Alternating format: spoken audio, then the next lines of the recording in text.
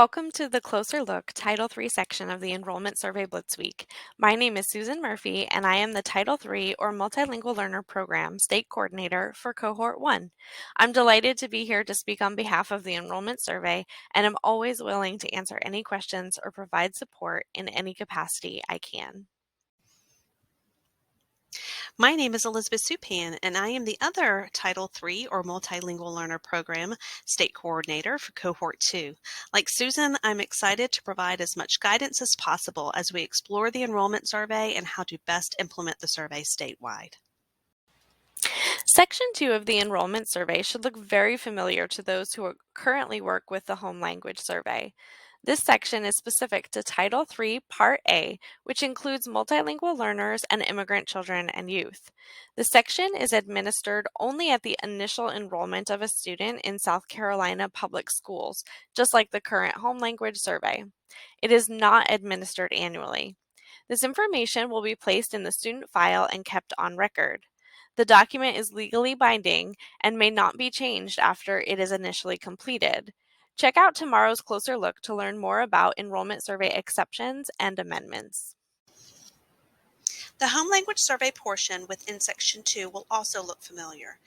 The information captured on the Home Language Survey helps to identify students who may qualify for the Multilingual Learner Program. You will notice a paragraph that summarizes the purpose of the Home Language Survey in family-friendly language.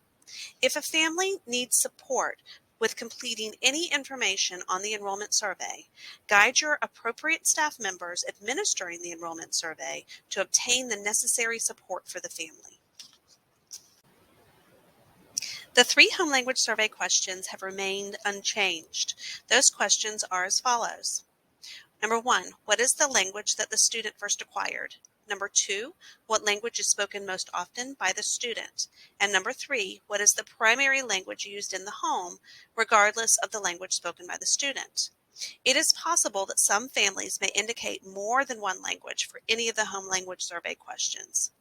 If a language other than English is recorded for any of the Home Language Survey questions, an English language proficiency assessment will be administered to determine if the student qualifies for additional English language acquisition support. Districts should follow screening guidelines found in the South Carolina Multilingual Learner Program Guiding Principles document. In accordance with Plyler versus Doe, this form does not inquire about the immigration status of the student or family.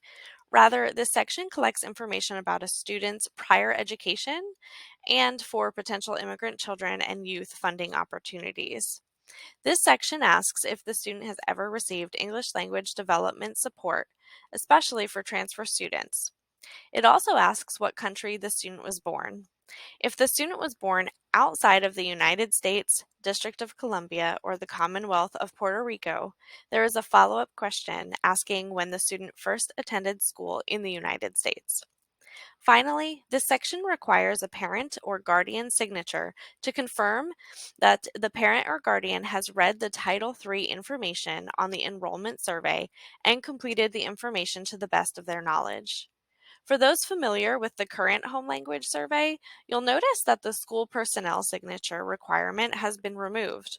Rather, a family-friendly paragraph regarding Title III has been included in the Title III section of the enrollment survey. This paragraph must be embedded into online enrollment processes as applicable.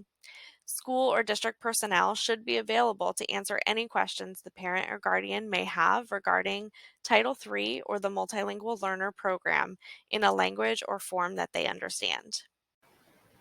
As shown here, the PowerSchool fields for Title III Multilingual Learner and Immigrant Children and Youth have remained the same. The information is entered on the Student Information page within PowerSchool. The Enrollment Survey Guidelines includes a PowerSchool crosswalk that should be used in conjunction with the PowerSchool manual provided by the Office of Research and Data Analysis, along with other guidance documents and procedures from the Multilingual Learner Program Office. For Title III, the birth country, U.S. school entry date, and the 3 Home Language Survey questions pertaining to the student's information need to be entered into PowerSchool before the 45-day count. These fields remain in PowerSchool and are not cleared out annually. In the yellow, the birth country and U.S. school entry date help identify potential immigrant children and youth. The birth country field will auto-populate to United States for all students. If the student was born outside of the United States, District of Columbia, or the Commonwealth of Puerto Rico, the field should be updated accordingly. The U.S. school entry date field would be completed for only those born outside of the United States, District of Columbia, or the Commonwealth of Puerto Rico. The fields shown in blue pertain to the home language survey questions on Section 2 of the enrollment survey, respectively. They remain in PowerSchool and are not cleared out annually. Our contact information is listed here again.